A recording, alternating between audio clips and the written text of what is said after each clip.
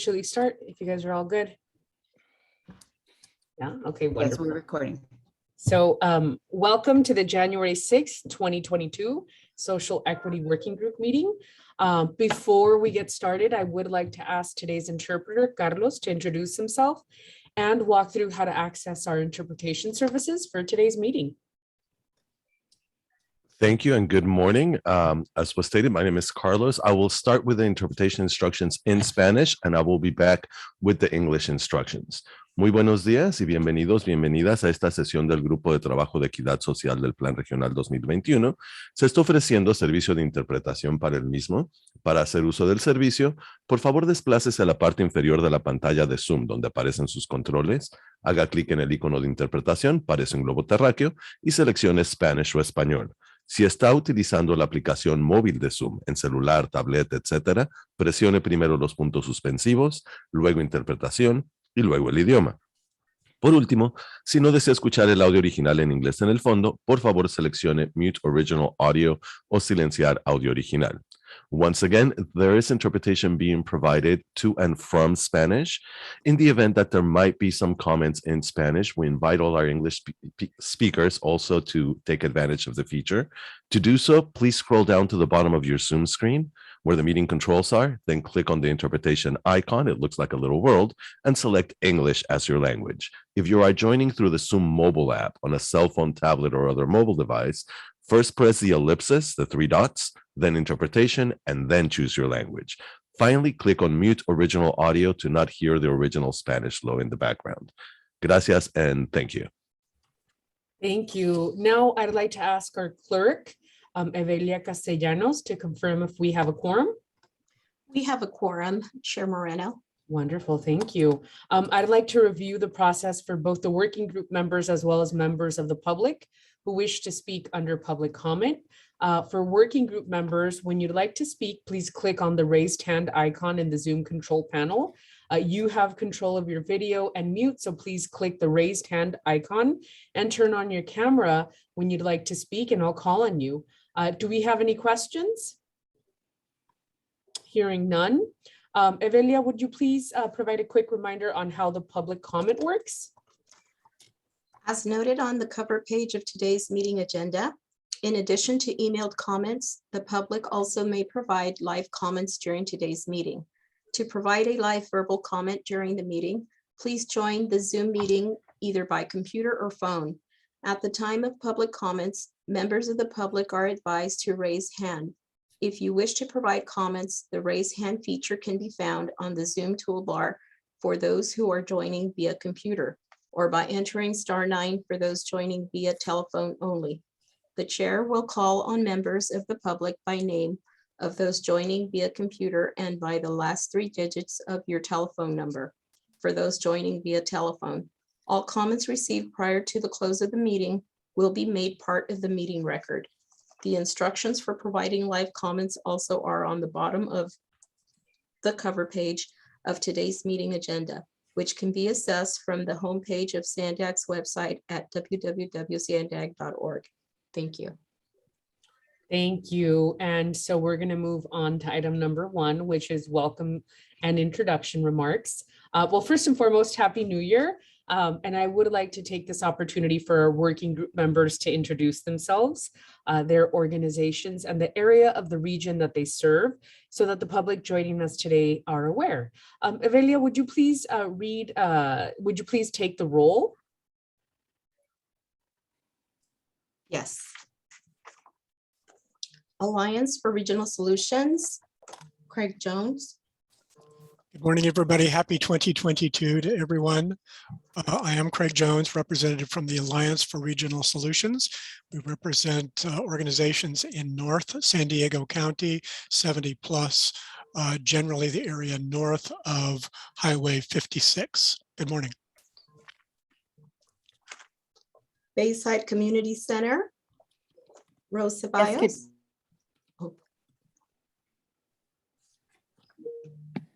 Yes, good morning. My name is Rose Ceballos and with Bayside Community Center, and we represent the Linda Vista area of San Diego. if we have any other member from Bayside Community Center that would like to introduce themselves or Yes, good morning. This is Kim Henry from Bayside Community Center.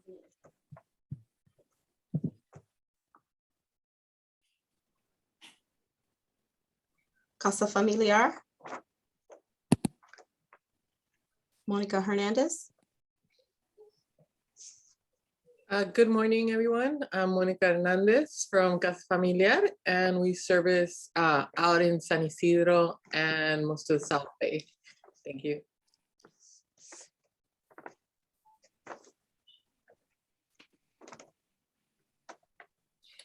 City Heights CDC. Happy New Year, everyone. My name is Randy Torres Van Vleck, Director of Policy and Planning with the City Heights CDC, and we serve the City Heights area and Mid-City area. Thank you. Chula Vista Community Collaborative. Azucena Lopez. Good morning, everyone. My name is Azucena Lopez de Nava. I'm the Chula Vista Community Collaborative. We serve Chula Vista area and South Bay. El Cajon Collaborative. Good New Year, everyone. I'm Carol Lewis with El Cajon Collaborative and representing East County. National Latino Research Center. Good morning and Happy New Year. Feliz año a todos. My name is Konani Martinez with the National Latino Research Center at Cal State San Marcos, working with communities primarily Latino in North County along the 78 corridor. Niles Sisters Development Initiative. Morning, everyone. Happy New Year.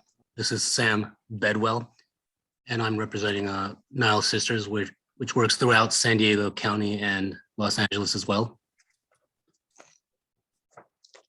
Olivewood Gardens. Good morning, everyone. This is Claire Grebner with Olivewood Gardens and Learning Center. We serve National City and South Bay San Diego. Samahan Health Centers. Good morning, everyone, and Happy New Year. Lorna De Los Santos, serving South Bay and San Diego area. Thank you. Urban Collaborative Project. Hi, good morning. I'm Barry Pollard, Urban Collaborative Project. We service Southeastern San Diego, and it's good to see everybody. Vista Community Clinic.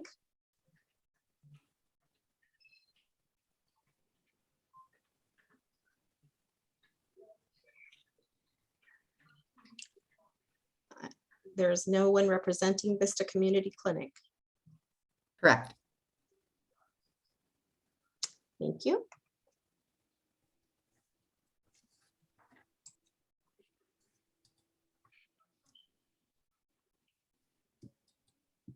Evelia, does that conclude? That concludes the roll call for the members of the Social Equity Working Group. Thank you. Now we're going to move on to comments from the public. Evelia, is there anybody wishing to speak? Yes, there is a hand raised and it's from John at liveadvisors.com.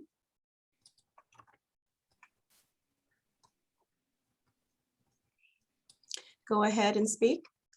Can you hear me now? Yes, we can. Thank you. Hi, my name is John Brady. I'm with Lived Experience Advisors. We are a group of homeless advocates that speak on behalf of the community throughout the county. And I was reaching out. This is my first meeting. Lori Saldana suggested that I attend. And we wanted to ensure that the John, I'm sorry to interrupt you, but we're on item number 1, which is oh, sorry, introduction. Yeah, I just want to make sure that we keep a Robert's rule. We follow Robert's rules of order. I understand. My apologies. Comment. I thought we'd gotten to public comments. No. I'll call on you though. I see you and I hear you. So is there anybody else, Evelia? I don't see anybody else, right? No, no one else has their hand raised, Chair Moreno. Okay, now we're going to move on to item number 2, which is member and public comment. If working group members have any comments or announcements of interest to the rest of the working group, please either turn on your camera or raise your hand at this time. And let me see, I'll give you guys a few minutes. I don't see anybody's hand being raised. And so also members of the public have the opportunity to address the working group on any issue within the jurisdiction of Sandag that's not on the agenda. And I see Mr. Brady, although it does say John, it is John Brady. Go ahead, the floor is yours, sir.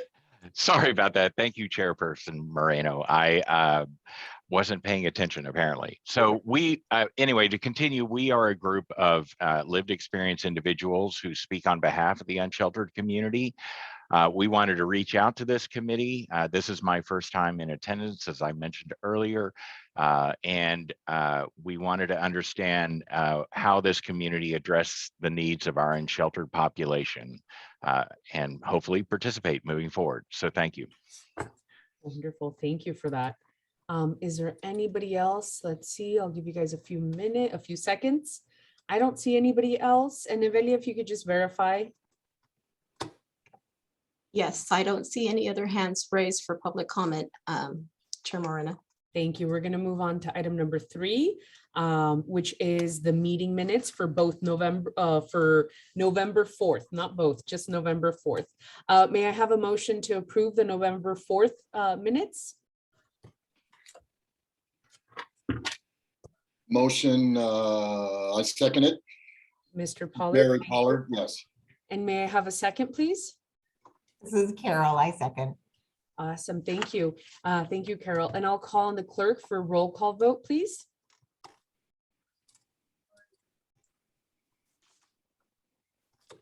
Alliance for Regional Solutions, Craig Jones. Yes, in favor. Bayside Community Center, Rose Ceballos. Yes.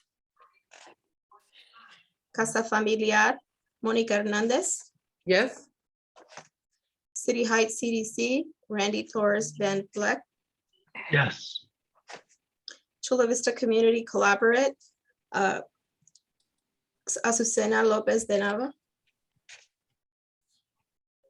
Yes, in favor. El Cajon Collaborative, Carol Lewis. Carol Lewis, yes. National Latino Research Center, Conani Martinez. Yes. Niles Sisters Development Initiative, Sam Bedwell. Yes. Olivewood Gardens, Claire Grosvenor. Yes. Samahan Health Centers, Lorna de los Santos. Yes. Urban Collaborative Project, Brian Berry Pollard. Yes. And Vista Community Clinic is absent. And the minutes of January 6, 2022 pass with those present. Thank you. We're going to move on to item number 4, which is the chair's report. First and foremost, I want to wish you all a happy new year and congratulate all on the approval of the 2021 regional plan. The work is far from over, as this group is going to play an integral role in the implementation of the regional plan. As we've seen in your work to develop the early action transit pilot program, there's absolutely a lot to do to center equity in the implementation of this plan. And now we're going to be working together through the end of this fiscal year on various topics through the lens of equity, including today's discussion on the social equity baseline conditions report. And just a reminder that the Sandag Equity Action Plan update that you heard in November is going to be presented to the board January 14th, if you'd like to lend your support. And so at this point, if working group members would like to make any comments or have any questions on the chair's report, please raise your hand. Seeing none, I'm going to move on to our attendees. I don't see any hands raised, but if Ms. Avelia, if you could just clarify that there are no members of the public wishing to speak. I don't see any hands raised for public comment, Chair Moreno. Wonderful, thank you. So moving on to the next item, that's item number 5. It is an update on the Transnet Regional Bike Early Action Program. Today we have Chris Kluth, who will facilitate a discussion on the program's project reprioritizations, Transnet funding, and also the proposal to expand and improve efficiency of project delivery. I'm going to hand it over to Chris. The floor is yours. Great, thank you. Good morning, everyone.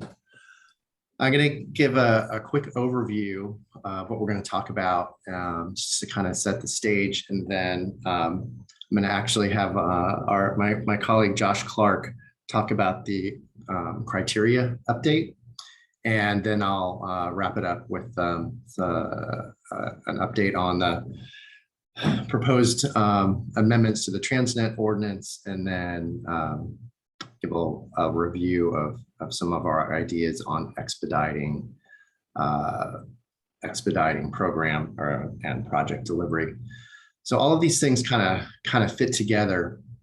Right now we have 5 to 6. Well, we have a couple of projects that are finishing up, 4th and 5th, which you may have seen, downtown and uptown, and then Georgia Meade Landis corridors are finishing up this month as well, and we're starting construction on Pershing Bikeway this month. So lots of stuff happening, and we have another 5 or 6 projects that will be going into construction this calendar year.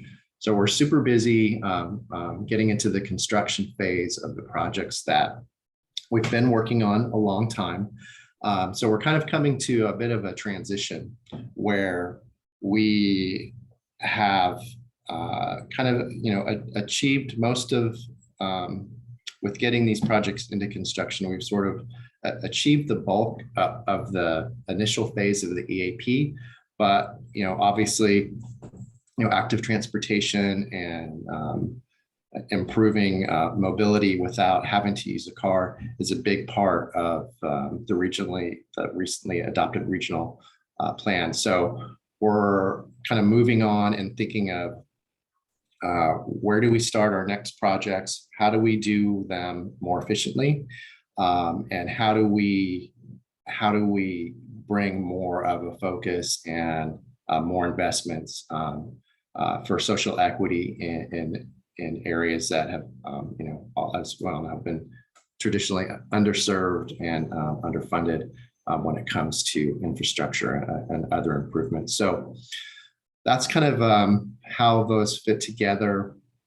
Josh is going to talk about the criteria update on kind of how we're looking at which projects are next. So Josh, if you are on and you want to go over that.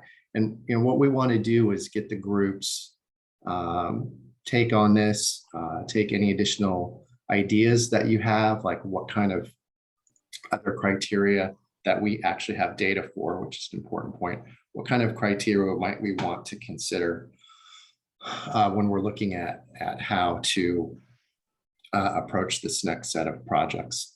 And then we're at the end, we're happy to answer questions on any other parts of the project as well. So with that, though, I will hand it over to Josh, and he'll give you an overview of how we're approaching the criteria.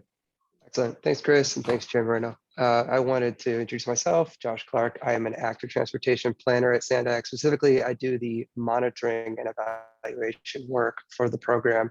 And at this point, I'm going to share my screen and show a browser, if you don't mind. And then I hope that you all can follow along, because I'm just going to look at the board report, at the report, sorry, for the working group here, and show you where some of the links in item 5 take you. So let us just navigate up to the top of this item. So at item 5 here, we're talking about the criteria update discussion item. And so I scroll down to the attachments here, and I'm going to navigate now to those attachments. So the attachment number 2 is really what I want to talk about now. Attachment number 1 outlines the first prioritization of the regional bike network, which was a 2009 effort to look at what is now a 580-mile regional bike network. That was the first time that the corridors were prioritized and ranked according to how we would pursue the project design, planning, design, and construction of those projects. So in 2009, there's an entire attachment 1 methodology for how that was those projects were determined. I will say that a key element missing from that prioritization was any reference to equity. So that was certainly a shortcoming. We recognize that it was a good methodology, but it could be improved. And so now we want to look specifically at the next phase of projects, which are what we call the below the line EAP projects. And I want to show you that this link here will take you to a 2013 board report that has those EAP projects. So when I say below the line, I mean these projects which are green. Above the line was presumed to be in 2013 dollars what we could build with 200 million plus all of the matching funds that we were able to get from other sources, grants and federal funding, et cetera. So that was the local funding. And then this was the list of projects that we have proceeded with completing as the above the line EAP, approximately 77 miles. And then this below the line EAP is what we are talking about reprioritizing now in this effort. And this is approximately 100 miles. So a visual way to look at this is by looking at this map here, which is included. These are the turquoise features. The pink features are the existing and no build, which is to say these projects that Chris just described, Georgia Meade Landis 4th and 5th, these projects that are opening very soon in construction. And then the turquoise project sort of radiate out from there. It sort of matches the development pattern of the San Diego region, being that these EAP projects that we're working on now are a lot of the streetcar neighborhood, urban core. Then the next, sort of the next leapfrog phase of bikeways that we are reprioritizing radiate out from there. One notable exception is in North County, where the Inland Rail Trail connection is being extended out in 2035 all the way to the city of Oceanside. But obviously, so a lot of concentration otherwise in Central and South Bay. Maybe another exception I should note is the extension of the Coastal Rail Trail and some east-west features like the Mira Mesa Bike Boulevard that you see here in turquoise. So another way to look at this that might be a bit easier for folks, is to use the data viewer. So the data viewer link is here at the bottom of attachment 2, and you can see in Espanol or English. So let's go down to the data viewer itself. Pardon me as I scroll, and I'll show you maybe an easier way to zoom in and look at the projects that we're talking about reprioritizing in the 2035 group. So here we go. All right. This is the data viewer. And so you can please feel free to do this on your end as well. But we click explore. I'm going to turn off all the layers except for the regional bike network. And then I am going to filter this to the 2035 network, just to give you an idea of the isolated projects that we are talking about. So as mentioned, a lot of these projects kind of radiating out from the full 2025 and existing networks. So here are the 2035 network projects. And then let's talk about the criteria that we are proposing currently to use for determining how these projects can be re-ranked, and we can determine which projects we want to begin, which projects we should proceed with the engineering phases and then into construction. We're planning to use our 4 criteria consistent with the regional plan. These are the population along the corridor, the number of jobs, and the where these corridors intersect mobility hubs, future current and future transit sheds, and then Cal Enviro's Green 3.0, consistent with the consistent with its use in the regional plan, assigning points as well for the raw score per tract aggregated along a corridor. So this is what we are proposing now, and I, as Chris said, we welcome a dialogue on this, but I hope that this has been a helpful introduction to our work to date and how we're planning to proceed. Wonderful. Right. I'm sorry, is there still more? No, that's it for me. Chris is going to take on the next. Got you. Thank you. Yeah. So we can come back to questions at the end. It might be helpful for everyone to hear the whole picture. So you might ask, okay, that's great, but how are we going to pay for these? So one way is you'll see in your agenda item there that we have kind of a subtitle, proposed ordinance amendments. So in February, at least at the last I heard, staff is proposing to take a bundle of proposed amendments to the Transnet ordinance to our board for their consideration. Part of that bundle is a couple items on proposing to increase funding to the active transportation program. Currently, we get 2% off the top of the half-cent Transnet sales tax.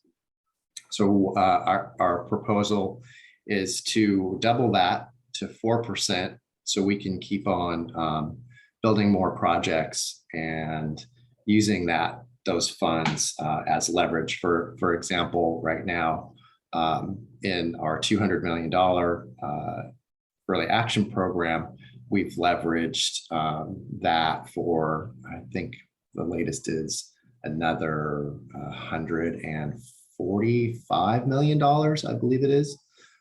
So yeah, close to that. So we've almost increased it by 50%. So we really need that money to help us in leveraging, gives us a lot more flexibility to take advantage of opportunities that come up. So that's one way, is just to bring more of the Transnet into the program. Another proposal is to bring the active transportation program into what is referred to as the major corridors program. And that's kind of the big projects. Traditionally, the active transportation program has always been sort of set aside, and we our funding stays there. Nothing comes in, nothing goes out. So with major corridors, we would be able to have a seat at the table when other larger projects are planned and constructed, to make sure that the active transportation components of those projects are incorporated from the beginning. And that would also give us some flexibility as perhaps in some of those corridors to move the active transportation component ahead of other larger parts, because we would have access to the funding that those larger projects have that we don't always have in active transportation. And we can't compete for a lot of the really big pots of money that a transit project or a corridor or arterial project can compete for. So that would be good, another good opportunity to kind of expand our budget options. So fingers crossed. I said those will be going to the board along with a pretty comprehensive package of transit enhancements as well. So I hope that goes well at the board. And then last item on our update today is expediting program delivery. So we took this to our board back in December. Mayor Gloria had requested that we come back and present to the board some options on getting these projects to go faster, which we fully, I think, and that came out of kind of the impetus of a letter that came from kind of a conglomeration of the advocacy groups. And so, I think it's really great that they were able to put that together. And, I think one of the things that they pointed out was that we had, when we first started the early action program, we just took too long in gathering public input and kind of looking for almost a complete consensus, which we know is usually not possible. So, we kind of own up to that, and we're looking for ways to kind of put a more defined timelines and scope on the projects and on the public outreach phase of the projects.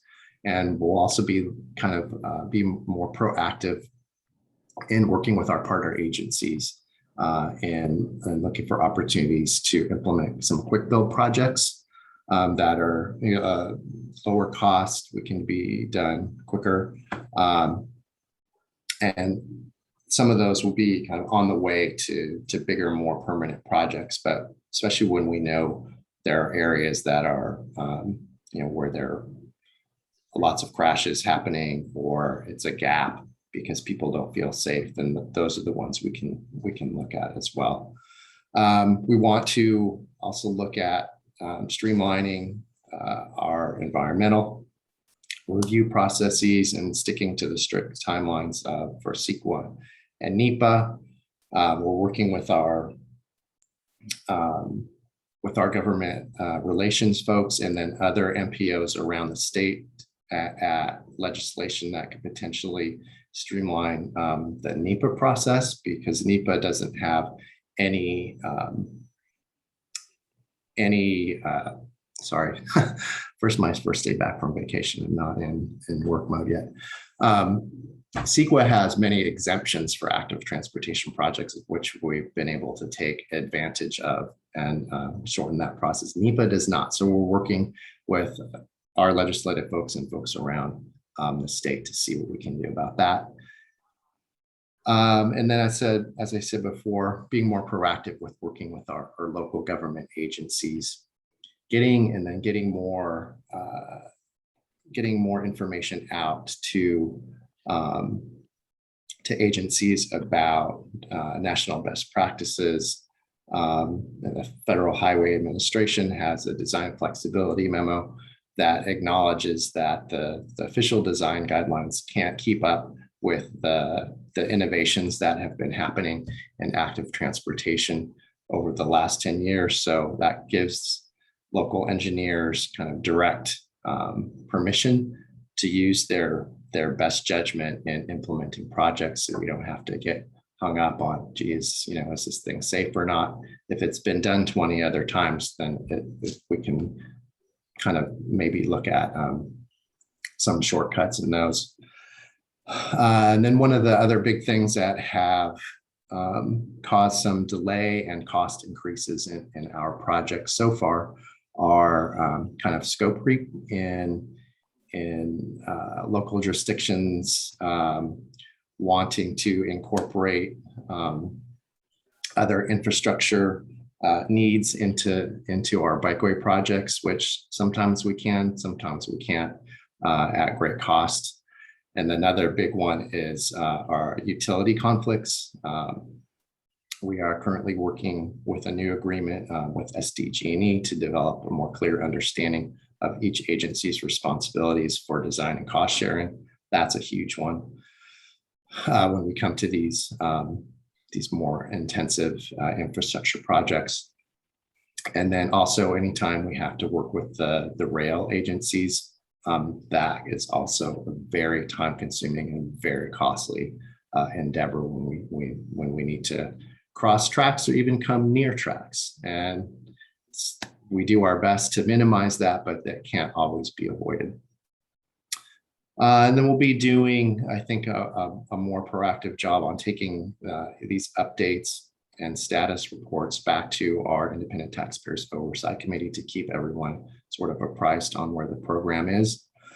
And I think those are really the big ones. And then looking for opportunities and funding, and when and hopefully when the new federal infrastructure bill gets passed as well. So that's it. Really the main thing coming here today was, excuse me, to give you guys an update and all of that, but to get your further thoughts on the criteria for reprioritization. So with that, I'm gonna stop talking and open it up to questions. Wonderful. Thank you.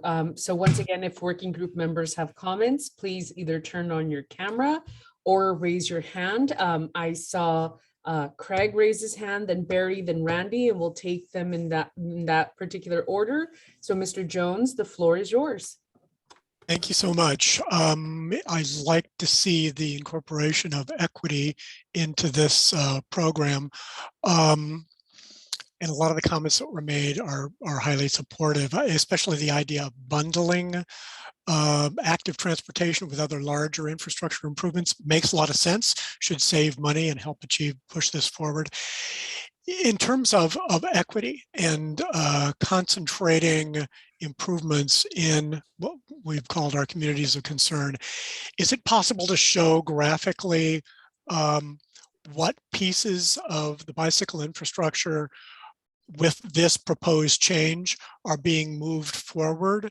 I know we looked at the data viewer a little bit ago, but it didn't highlight necessarily what changes are being moved forward here. Is it possible to be a little bit more explicit about that?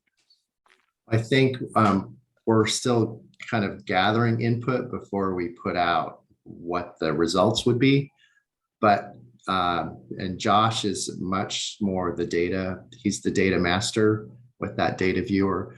I don't know, Josh, if while we're talking, if you're able to bring up the layer that shows the CalEnviro screen and kind of layer that over the network, just to sort of see, where those two, where the highest priorities communities from CalEnviro would show up there.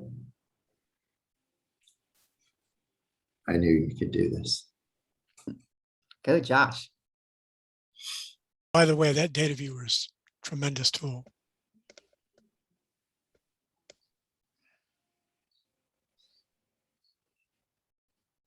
So while Josh is getting that squared away. I'll mention that the other. Yeah, go ahead, Josh. Is the mobility hubs. Just to clarify there, just for those watching, the red layers are the top 25% of the CalEnviro screen, so the 25% most vulnerable communities, and then the orange are the from 25 to 50%. And just for the record, I know by my own experience, what we're looking at, oh, good, thank you. Looking at the regional, it's not just concentrated, although there is a reason for concentration, kind of the metro area. There are sections of my area representation in North County too. So I appreciate that. So what I gather is that specific projects have not yet been identified, but thank you for noting that this will be the choice of them will be based partially on CalEnviro screen. That was mentioned in the written staff report, so thank you. And I think it's important to mention here in using CalEnviro screen as kind of one of our major criteria there, that I think it's a pretty good indicator, but it's also the data that is used kind of statewide for many of the grant programs. So when we match that up, we know we need to have a better idea of how we can compete for additional funding as well. So we want to match up our priorities with kind of what the state and federal program, or what the state programs at least are using to prioritize social equity investments in their grant programs as well. So Craig, did that answer your question? Yeah, I think so. And it's Okay. good to understand that this is not finalized yet. There'll be more work done to identify specific projects. Just a quick comment on this. There's been a lot of pushback recently, as we're all aware, some of it politically based, against active transportation, especially bicycle system improvements in our region. Some of it with legitimate concern from business owners who are concerned about parking. I know from my own experience that with good design, we can minimize the loss of parking, or in some cases even increase it. So that good design is certainly possible. I truly believe that as the system, the total system is developed and interconnectedness between components of the system are done, that there'll be much more traffic using active transportation. So I just wanted to get that in the record. Yeah, thanks for pointing that out. Yeah, that's kind of for us another consideration in moving the next batch of projects forward. We don't want a bunch of standalone projects. The importance of network connectivity, as you mentioned, is, you can't overstate that. So thank you for those questions and comments. Mr. Pollard, you're up next, and then followed by Randy. Great. Thanks, Chris and Josh. Josh, can you pull up the screen that identified the 3 elements we were trying to prioritize these projects? You had the last one out of the 3. Yeah. So is this in order of prioritization, or are they just listed, or is there a hierarchy with these factors: population, jobs, hubs, and Callan virus screen? No, that's a really good point. Barry, thank you. No, but that in those details, there is some consideration to be made. The assumption now would be the number of the population that is intersecting with that corridor on the census tract, the cumulative population that is, that can access that corridor, which is to say those that intersect the census tract, and the same with jobs, right? It's just, it would be, the assumption would be just that the raw number of jobs, and you would sum those in addition to the environmental screen score. Like, there's elements there that still need to be determined for how to apply the weight of those measures in the overall ranking. Same with mobility hubs. If you intersect 2 mobility hubs, perhaps times 100 and get a good normalized score across all 4. So no, those are not ordered with any sort of measure or weighting in mind at this point. Those are still details to determine. Gotcha. Let me suggest then that since this is an equity-based process, if we're ever going to change the development of underserved and red-lined areas, then I would suggest that we use the Callan virus screen and focus on the 25%, the most needed. It would, to me, it seems like it would be incongruent if we did not use the Callan virus screen and the economic impact that years of being disadvantaged and ignored. If we're going to move that needle, then we've got to target it.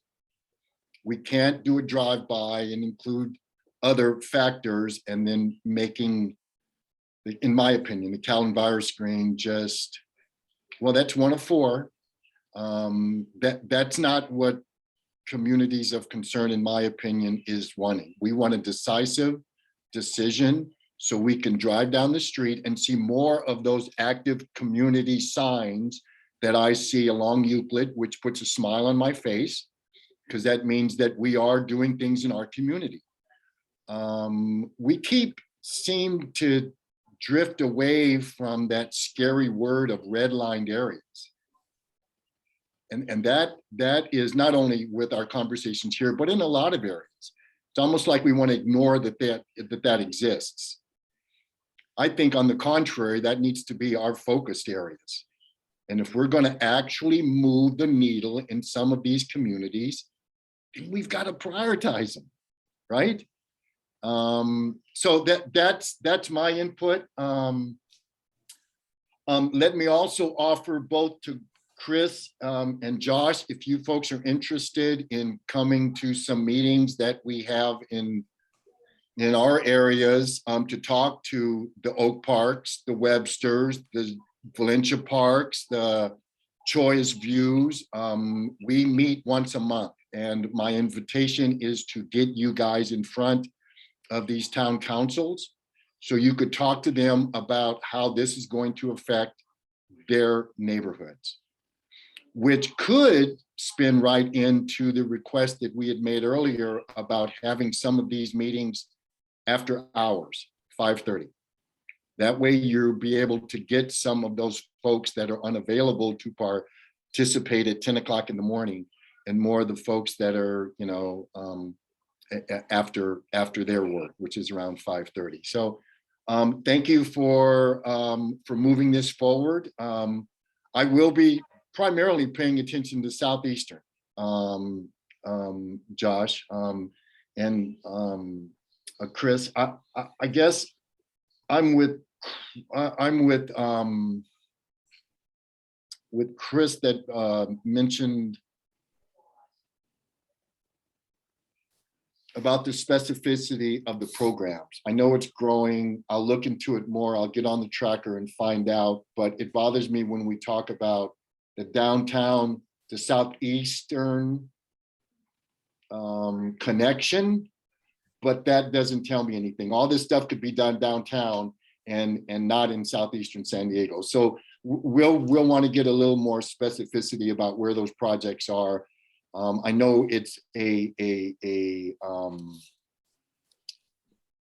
transportation system, but I just would like to know where the actual construction is being done, so I could brag about that to our residents, right? And so they know that there's actually work done in our community to bridge that transportation bike system. So thanks for what you're doing. Keep doing it. Suggest that we use the Cal Enviro screen as the #1 element, because that gets us right into the mix of where the work needs to be done, in my opinion. So thank you. Thank you. Okay, Randy? Thank you, Chair, and thank you, staff, for the presentation. Really, City Heights CDC really appreciates and celebrates this item. Expediting project delivery is something that we've long advocated for at City Heights CDC and through our resident group, the Built Environment team. We appreciate all the projects that are being built right now and planned and designed in Mid-City. But unfortunately, many of them, like the Orange Avenue Family Bikeway, which is incredibly community supported project, is on track to be about 12 years for completion. And that's just too long in our view. So we really appreciate the creative, innovative, and bold approach that staff is proposing here. And this is the exact approach that we really need to solve the traffic violence crisis in our historically excluded communities and the climate crisis as well. I wanted to ask a few questions of staff. First question that I have is, did staff conduct an analysis to determine why projects in the past have taken so long? We've done an informal kind of review of the project timelines as compared to the originals. And this is something that kind of a relatively more detailed breakdown is something that the ITALC has asked for. And it's easier said than done. So I'm working on that, but kind of in a nutshell, we can tell you that there are a few main factors sort of touched on in the report. The first one was taking too long on community outreach. And when we first started those projects back in 2013, we did not have the political support that we do now. So reaching that kind of imaginary 100% consensus on a few of those original projects, that drug out way too long. And then once we got into the design of the projects, we've had a lot of hesitancy from, say this is the city of San Diego, about the design of the projects and some of the features, because they hadn't been done here in San Diego before, or really anywhere in the region. They were all best practices from other parts of the country, but it took a while, and we're still working on this, but it took a while to kind of get the reviewers and staff to agree that these designs would be okay. That took a long time, a very long time. And then the other one I mentioned, which is a challenge to any project, not just bike projects, is utility conflict, and SDG&E in particular. Like I said, we're working on a new agreement with them, but we do our best to avoid any conflicts with really any utilities, but particularly SDG&E, because that can just be a deal breaker as far as time and budget. But the projects where we are in the communities where lots of people live, where we feel that have the highest propensity to actually use some of these projects, they're older neighborhoods or established neighborhoods. There's no way you can avoid all of this stuff. And a lot of times there aren't records for the neighborhoods that are 100 years old or more. No one really knows where all this stuff is. So all of these things are challenges in really implementing these projects. So moving forward, we're trying to find a better balance of maybe certainly streamlining the front ends of the projects, because we all know kind of essentially what we need to work. People want separated protected bikeways on higher speed streets, and they want traffic calming on lower speed streets. That's not rocket science. So we're hoping that we're sort of moving to the next phase, and that we don't have to reinvent the wheel every time. But that balance, that balance of going faster and being more efficient with our funding is still being able to build a safe bikeway. And so, it's good to kind of use quick builds to claim some space when you need to, but that's not always the ultimate solution. So we're really rethinking about everything, and how, and then also how can we better work with the local jurisdictions in implementing and coordinating on these projects.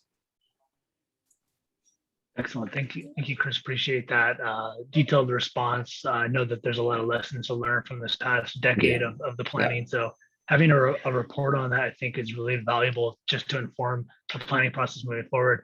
I do have a few more questions. I appreciate that one. While the community engagement process is being reformed for bikeway planning and design, how will historically excluded communities be involved in the planning and design process moving forward under the recommendations that you're proposing? Well, I think that's, I think coming to this group is one way to sort of gain a greater insight.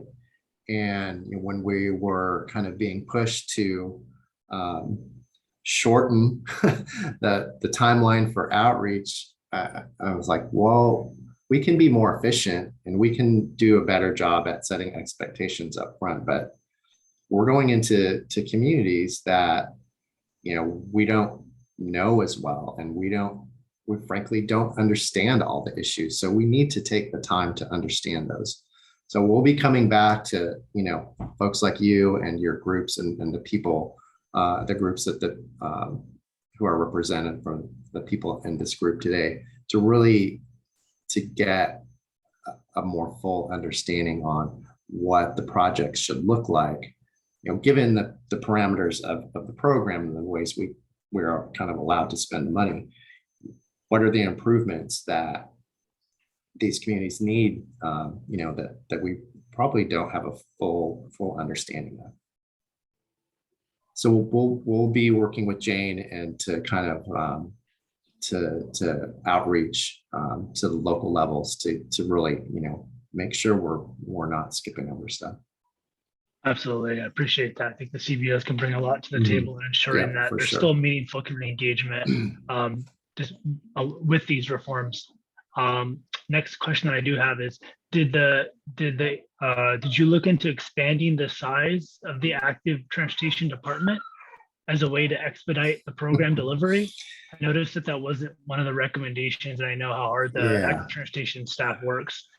Yeah, we unfortunately, our program staff has contracted quite a bit, and we've just been able to hire one new person last month, and so I have requests in for more staff, and that's what I can do from my level. So I agree, though, that I think with everything that's in the regional plan, there are some pretty high expectations. And so we need to be prepared. And so I'm hoping that management sees that the same way, and that we do need additional staff on the active transportation program. Excellent. And I have one last question. Thank you, Chair, for the time. I really appreciate it. I might have missed this in the item, but I didn't see any mention of the new regional bikeway plan that staff mentioned. And I know that we've discussed this as you reprioritize the existing projects in the early action project list. There's some good ones in there, but we know that we've learned about new needs in these last 10 years, specifically safe routes to the blue line, safe routes to the orange line. So how do those new projects, how can we elevate those new projects? I know you mentioned the mobility hub process last time. I just worry about whether that'll take too long to do mobility hub study at every single transit stop along the blue line and orange line. So how will new projects fit into all this? Thanks for bringing that up. I forgot to mention one of the other steps in kind of the ongoing development of active transportation at Sandag. And so these projects that we're looking at right now are sort of an interim step to keep us moving on projects that we know are important, we know we need to get done. But one of the high priority actions coming out of the regional plan is to update our regional active transportation plan. And I expect it will be much more comprehensive than the last one. It's going to be a pretty healthy effort that's not going to happen overnight. So, in the meantime, we wanted to work on these projects with this new criteria. But with the new plan, I think we'll be able to take a much more comprehensive look on how the project should be reprioritized with our other regional investments and integrate social equity into the process from day one. So it's not going to happen overnight, but we will keep working on projects as best we can. And until we get another funding measure, there's going to kind of only be so much we can do as far as implementation, but we can certainly get the planning rolling on all of these. Fantastic. Thank you, Chris. Thank you, Chair, for the time. Really appreciate that. Absolutely. I don't see any other members wishing to speak. And I do not see any attendees wishing to speak. But clerk, if you could just verify. I don't see any other hands raised for public comment. Wonderful. Okay, well, thank you so much. Thank Chris you and for having Josh. us. We appreciate you guys. Always welcome to come and give us an update. And with that, we are going to move on to item number 6, which is the Social Equity Baseline Conditions Report. SANDAG is developing a social equity baseline condition report to better understand existing conditions and equity disparities throughout the region. Today, it's the first discussion on the suggested social equity indicators and just general structure of the report. Our very own Jane will be presenting. So Jane, please take it away.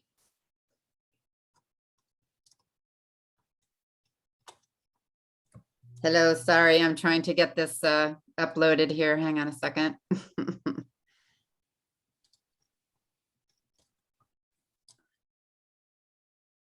Trying to share my screen.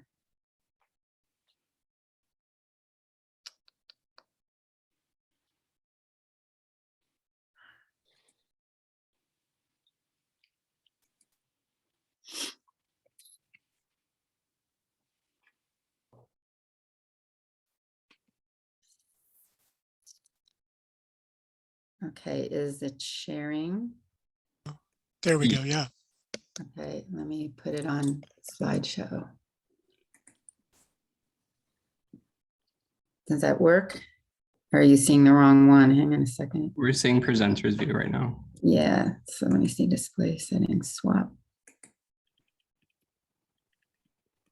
How's that? There we go. Perfect. There we go. Awesome. Okay, so, well, that was an exciting presentation on the active transportation. So, you know, we were able to get the regional plan approved in December, and now we're literally, we took 2 weeks off to rest and relax, and now we're on to implementation. And so one of the core frameworks for the regional plan was developing the regional social equity planning framework. And one of the core pieces of this is that it needs to be data-informed, transparent community involvement in decision-making really is essential to transformational institutional change that will advance equitable outcomes in our region. And so if we think about the planning framework, data accountability is critical. And we want to begin this process with developing baseline conditions of the situation of the region in terms of equity. And we want this to be a participatory process. So today I'm just going to kind of go through some examples and kind of how we're thinking of structuring this, and give you some best practices of what regional MPOs have done around the country, and then some examples from some data points and indicators that we've thought of for doing this, but understanding that this is just an initial discussion about how we might go about this and what the purpose is, because there are quite a few equity projects around the region, and we want this to be serve as a baseline for moving forward in the region.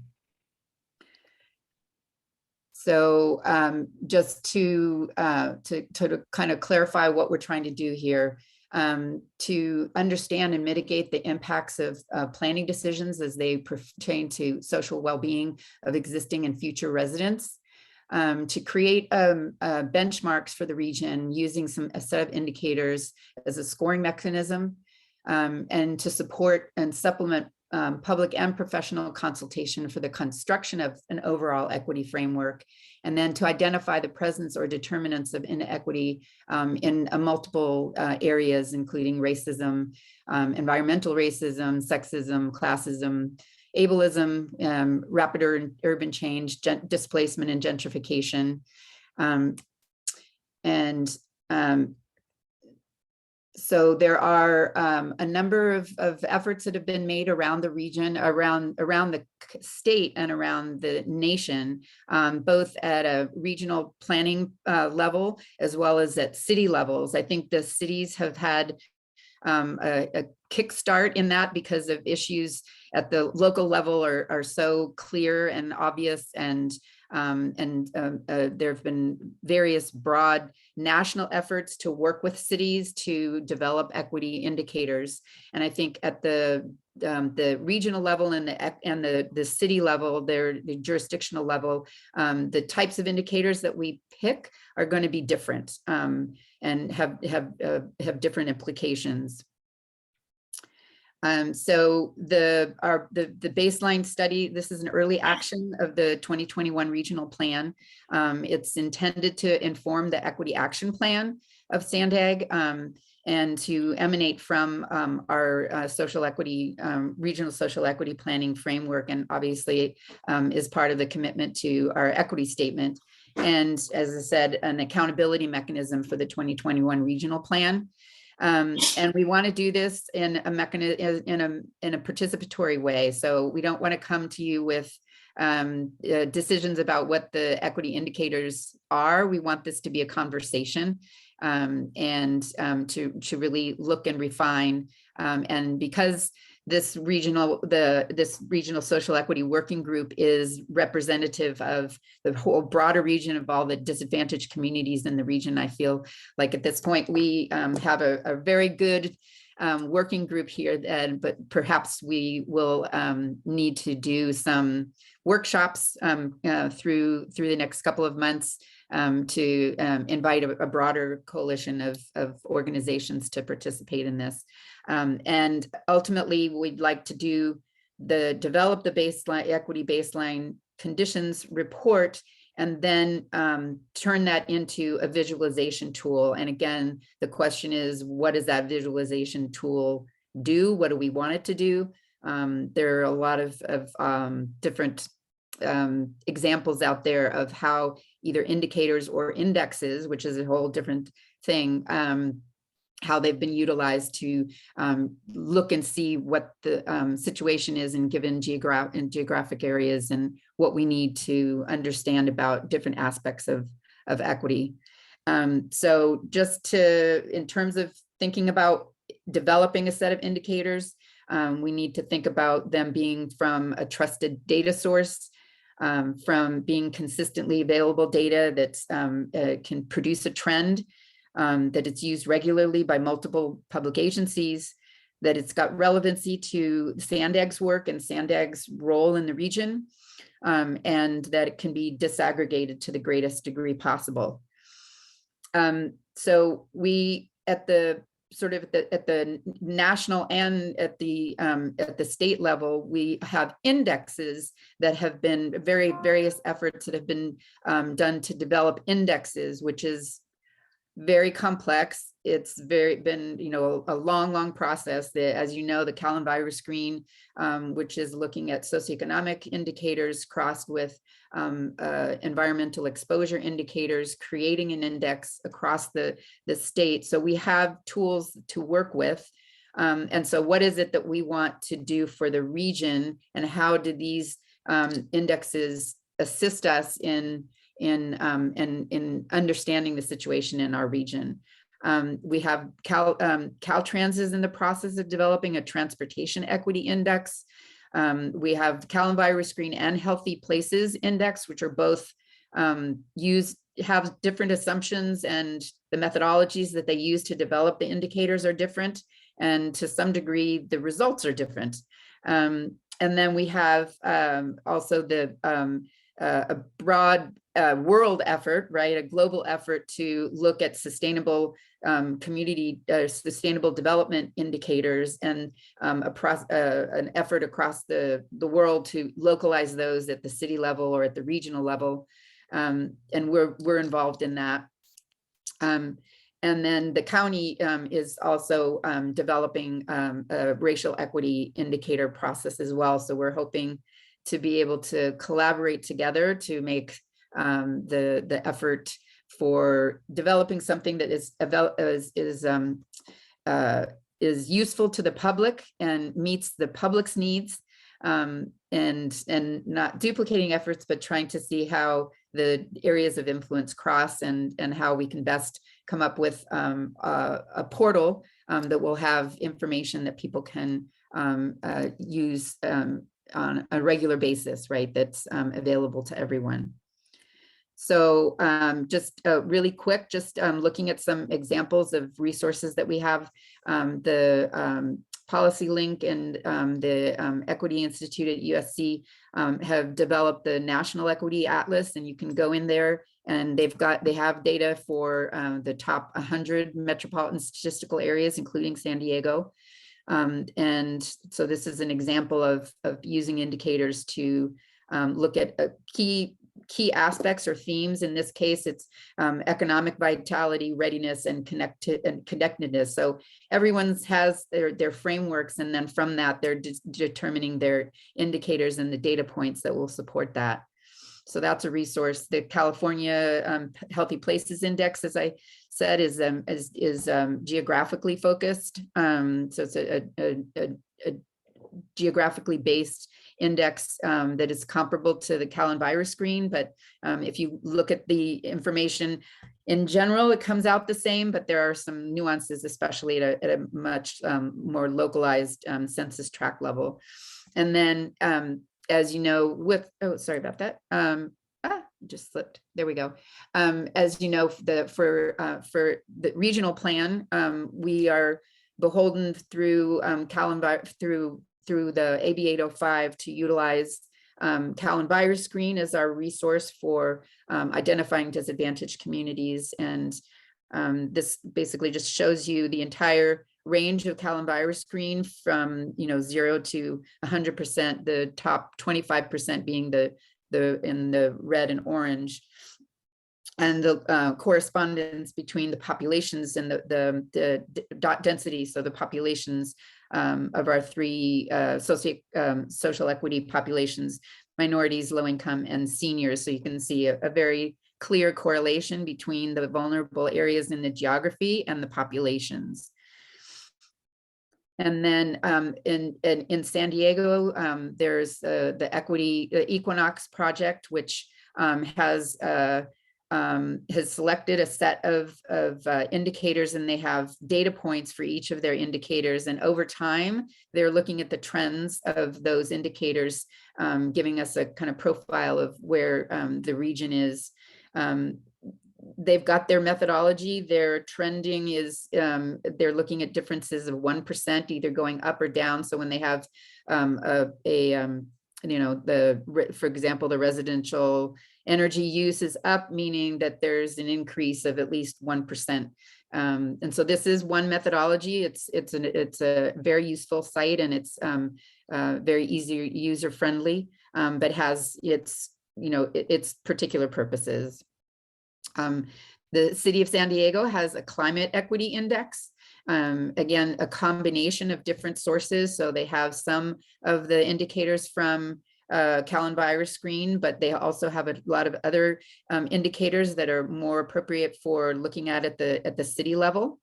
And they have their categories of environmental, mobility, and health, and it's geo-focused. And their program for providing funding is associated with using the Climate Equity Index for prioritizing funding. And then you have other nonprofit efforts. This one is between RISE and supported by USD, and they're focusing on a very specific area, which is the promise zones and those census tracts that are in the promise zones. And they've honed in on their three indicators, areas of public health and COVID, employment and income, and voter and civic engagement. And so they've created a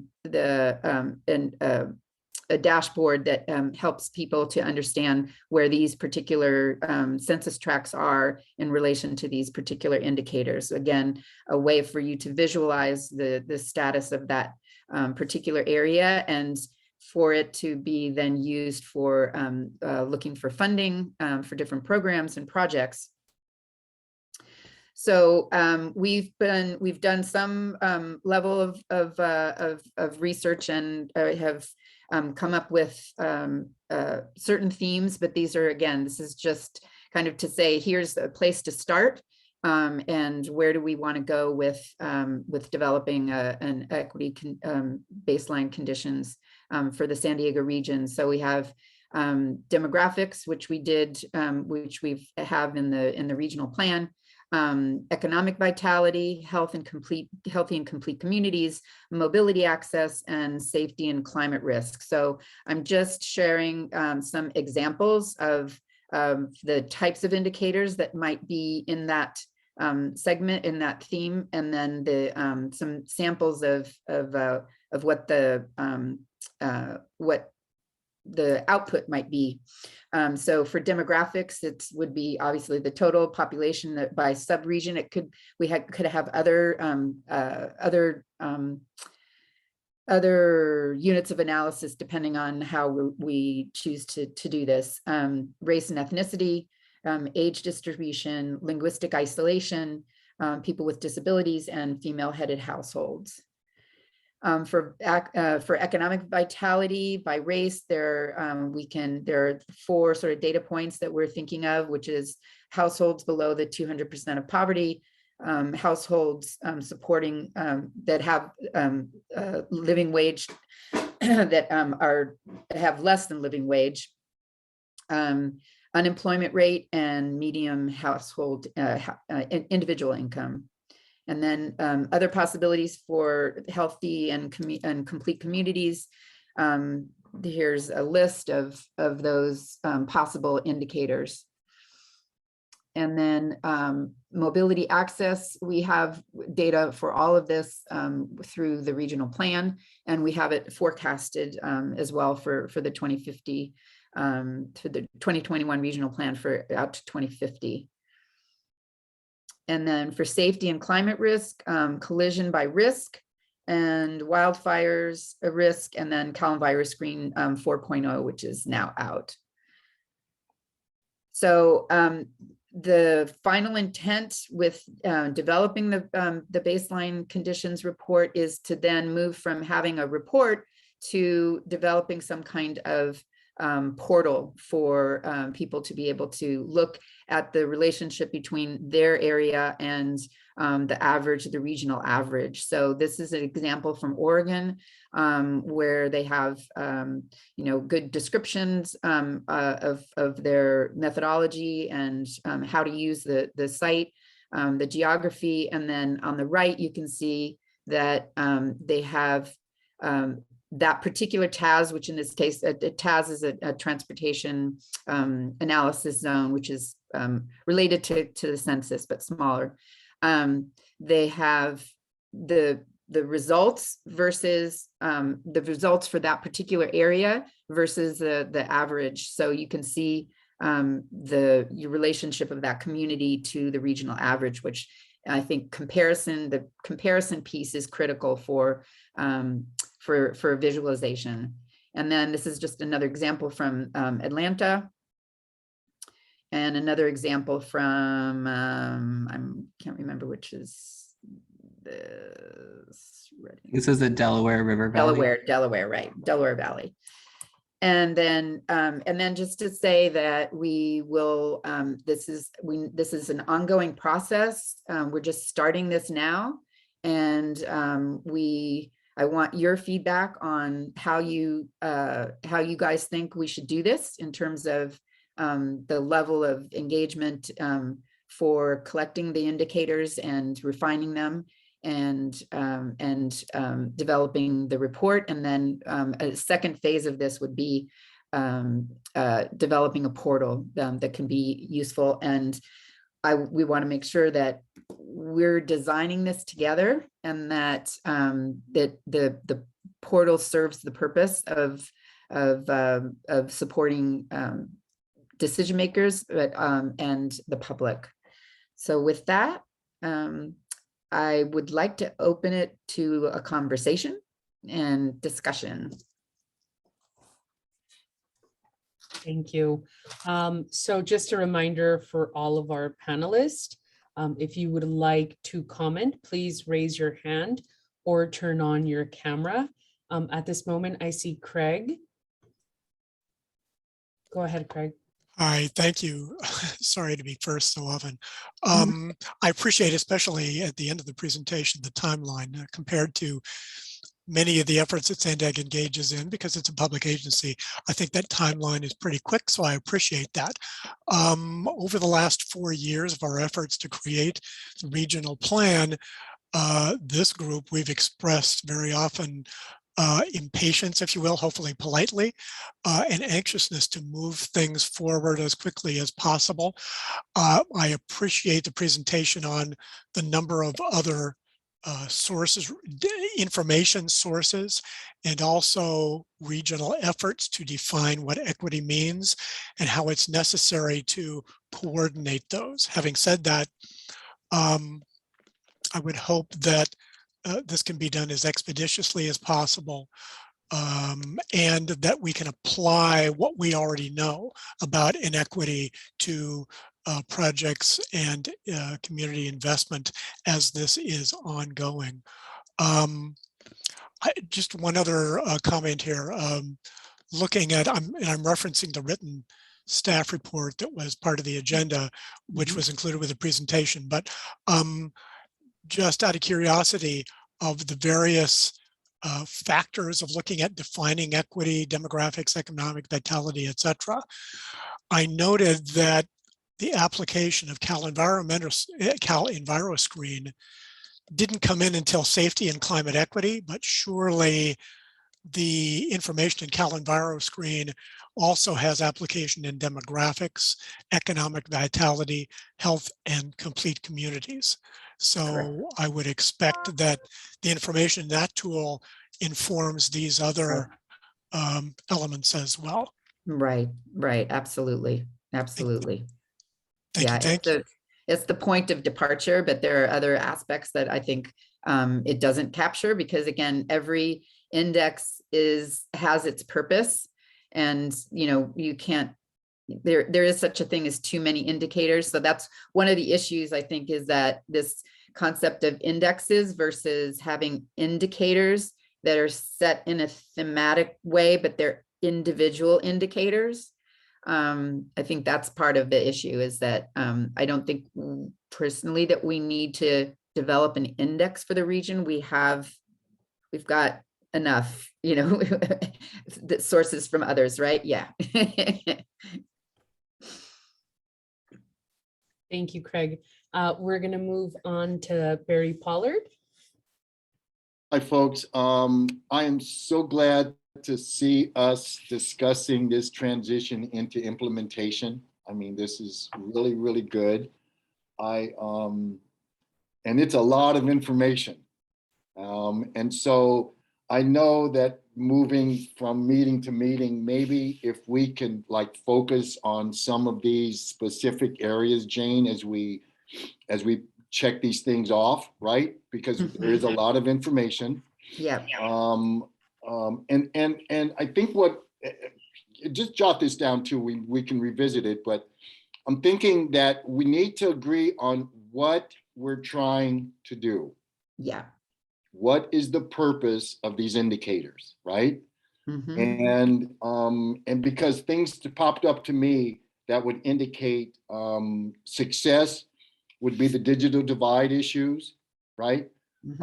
Bike lanes, traffic calming designs, overall transportation improvement, which includes trolley lines and separating the trolley from the roads, and all those things that we've talked about over the last X amount of years, right?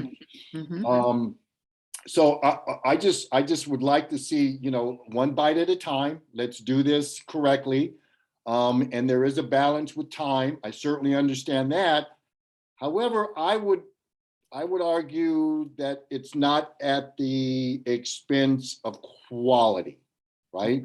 So we're going to have that constant battle going on. Right. And we know how to do outreach in our community. We need to get into the streets, into the neighborhoods, right? And talk to those people that we normally don't talk to.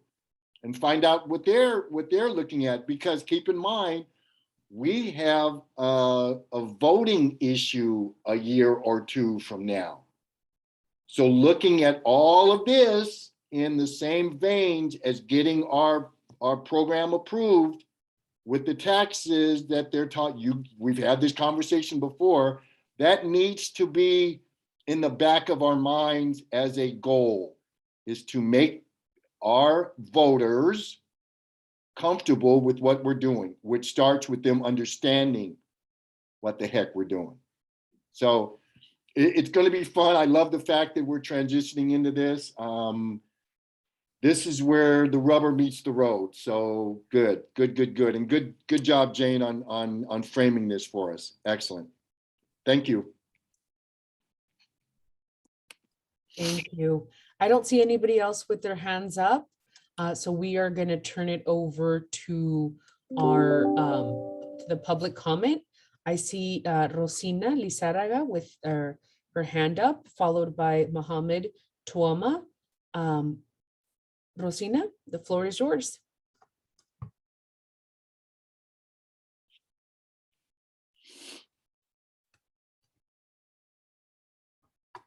We cannot hear you, Rosina.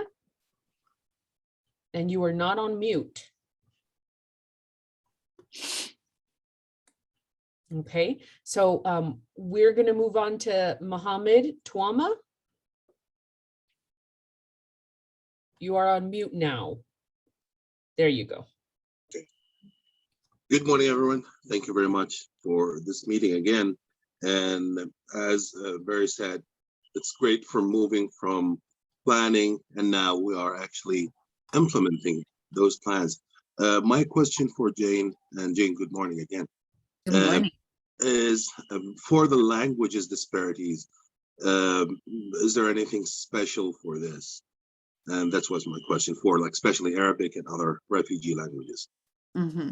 You mean in terms of that being an indicator? Yeah, an indicator and part of the outreach process. Mm-hmm. Yes, for sure. Absolutely. Thank you. Thank you. And Rosina, would you like to try again?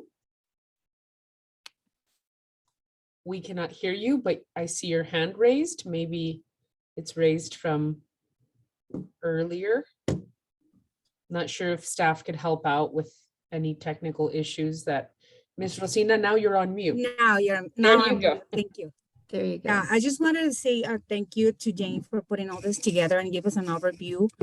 But I have a question in regards the map, one of the slides that shows only the promise area that they're evaluated, which is East San Diego and the central job centers in the San Diego City.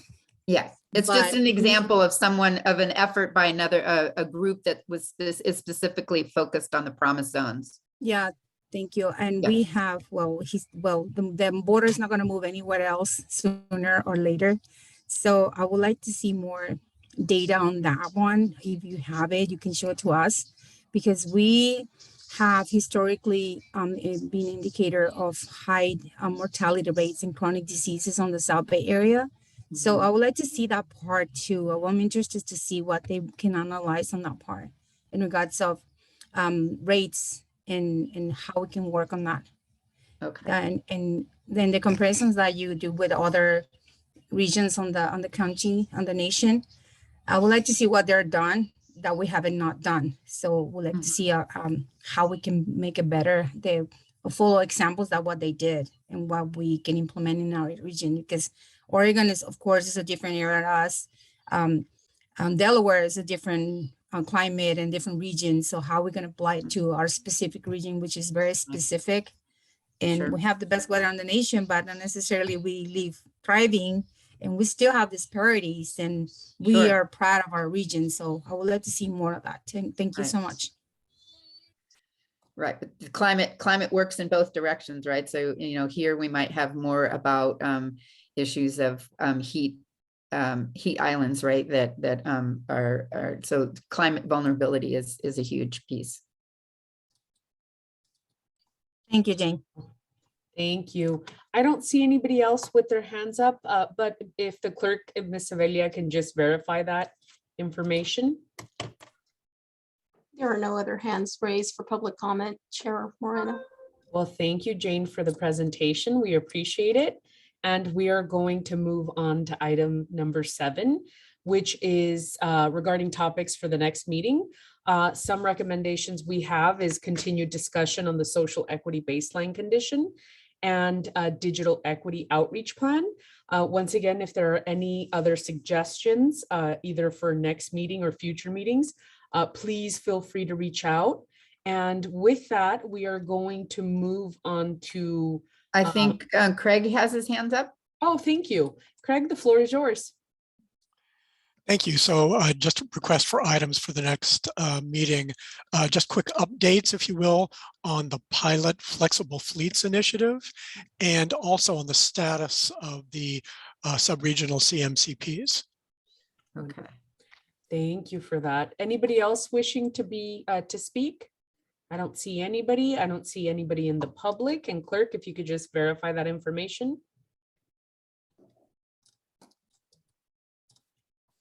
I don't see any hand raised for public comment, Chair Moreno. Thank you. We are gonna, and once again, if you guys do think of something, always feel free to reach out to me and or staff. And we're gonna move on to the next item, which is our next meeting, which is scheduled on Thursday, February 3rd at 10 a.m. If COVID-19 circumstances permit, I do want to hold our meetings in our communities as we've previously have stated, and have asked staff to work with all of you and see who might be able to host our February meeting. If not, we will be meeting at the Sandag office. And also I would like the body to note that we will take an afternoon meeting into consideration for this year, and we will be filling you in on that particular date. So are there any questions or comments from the working group members? I don't see any. I don't see the public with their hands raised. So thank you all for taking the time out of your busy day today. Once again, Happy New Year, and I will see you guys next week. Thank you. We're officially adjourned.